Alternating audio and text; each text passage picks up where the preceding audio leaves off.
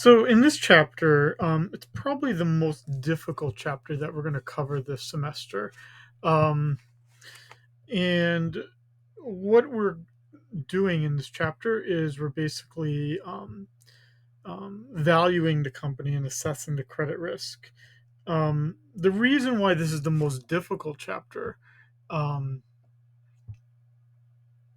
the reason why this is the most difficult chapter is because this is pretty much um, the the way that analysts make their money. They're trying to predict the future. So if you like this chapter, chapter 7, then you may have a future career as a financial analyst. Um, and it's all about predicting the future, which is in some sense what economists try to do too, which is obviously what I'm trained as.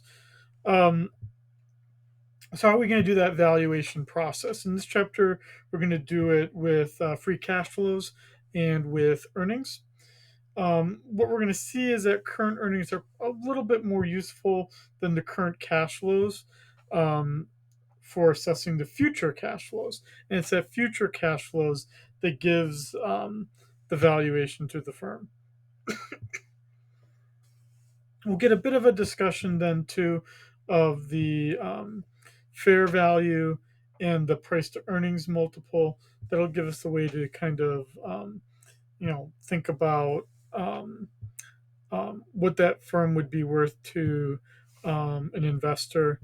And then we need to look at earnings quality.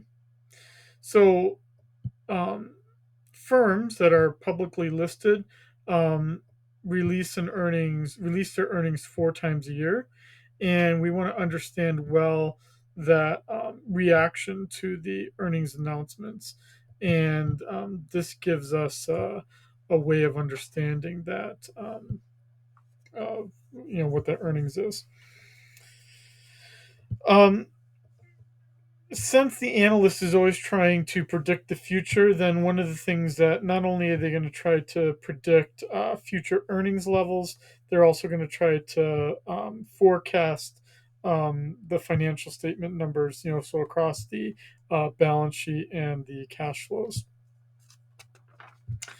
And then we finally end this chapter with a base understanding of how to assess credit risk. Again, this is probably the most difficult chapter we'll cover this semester. But if you do really like this chapter, we're obviously only doing kind of an introduction to how to value a firm. But if you really do like this chapter, then again, financial analyst might be the career for your future.